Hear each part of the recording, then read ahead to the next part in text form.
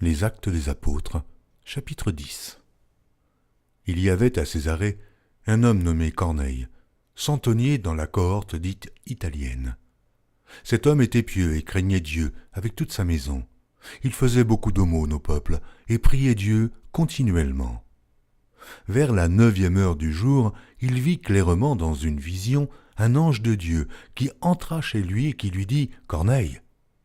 Les regards fixés sur lui et saisi d'effroi, il répondit « Qu'est-ce, Seigneur ?» Et l'ange lui dit « Tes prières et tes aumônes sont montées devant Dieu, et il s'en est souvenu. Envoie maintenant des hommes à Joppé, et fais venir Simon, surnommé Pierre. Il est logé chez un certain Simon, corroyeur, dont la maison est près de la mer. » Dès que l'ange qui lui avait parlé fut parti, Corneille appela 2 de ses serviteurs et un soldat pieux, d'entre ceux qui étaient attachés à sa personne, et, après leur avoir tout raconté, il les envoya à Joppé. Le lendemain, comme ils étaient en route et qu'ils s'approchaient de la ville, Pierre monta sur le toit vers la 6e heure pour prier. Il eut faim et il voulut manger. Pendant qu'on lui préparait à manger, il tomba en extase. Il vit le ciel ouvert, et un objet semblable à une grande nappe attachée par les 4 coins qui descendait et s'abaissait vers la terre, et où se trouvaient tous les quadrupèdes et les reptiles de la terre et les oiseaux du ciel. Et une voix lui dit « Lève-toi, Pierre, tue et mange. » Mais Pierre dit « Non, Seigneur, car je n'ai jamais rien mangé de souillé ni d'impur. » Et pour la seconde fois, la voix se fit encore entendre à lui. « Ce que Dieu a déclaré pur, ne le regarde pas comme souillé. » Cela arriva jusqu'à 3 fois, et aussitôt après, l'objet fut retiré du ciel. Tandis que Pierre ne savait en lui-même que penser du sens de la vision qu'il avait eue, voici, les hommes envoyés par Corneille, s'étant informés de la maison de Simon, se présentèrent à la porte et demandèrent à haute voix si c'était là que logeait Simon, surnommé Pierre. Et comme Pierre était à réfléchir sur la vision, l'Esprit lui dit « Voici, 3 hommes te demandent, lève-toi, descends, et pars avec eux sans hésiter, car c'est moi qui les ai envoyés. » Pierre donc descendit, et il dit à ces hommes « Voici, je suis celui que vous cherchez. Quel est le motif qui vous amène ?»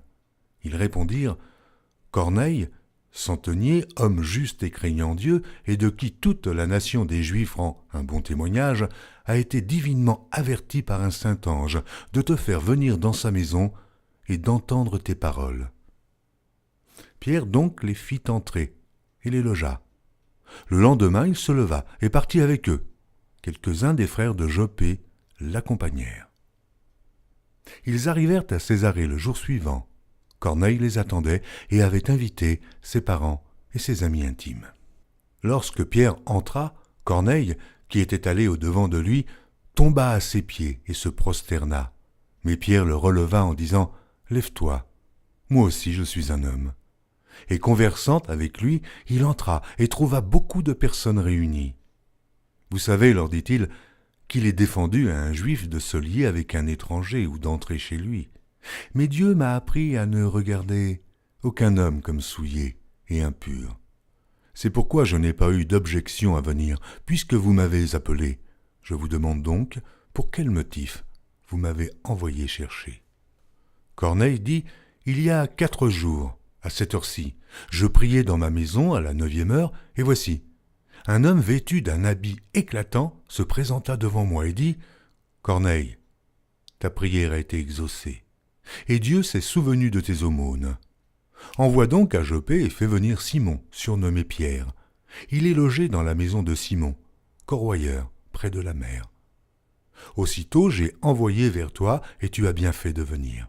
Maintenant donc, nous sommes tous devant Dieu pour entendre tout ce que le Seigneur t'a ordonné de nous dire. » Alors Pierre, ouvrant la bouche, dit « En vérité, je reconnais que Dieu ne fait point acception de personne, mais qu'en toute nation, celui qui le craint et qui pratique la justice lui est agréable. Il a envoyé la parole aux fils d'Israël en leur annonçant la paix par Jésus-Christ, qui est le Seigneur de tous.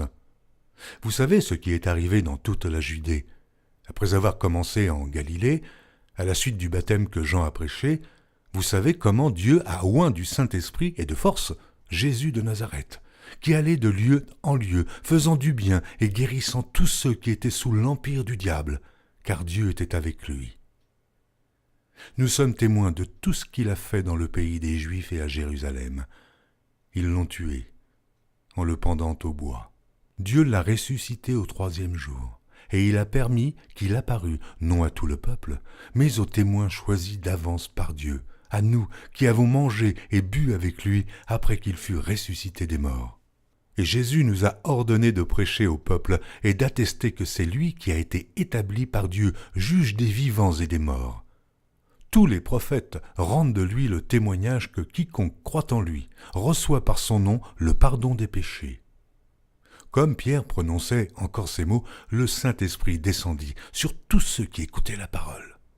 Tous les fidèles circoncis qui étaient venus avec Pierre furent étonnés de ce que le don du Saint-Esprit était aussi répandu sur les païens, car ils les entendaient parler en langue et glorifier Dieu. Alors Pierre dit : « Peut-on refuser l'eau du baptême à ceux qui ont reçu le Saint-Esprit aussi bien que nous ?» Et il ordonna qu'ils fussent baptisés au nom du Seigneur, sur quoi ils le prièrent de rester quelques jours auprès d'eux.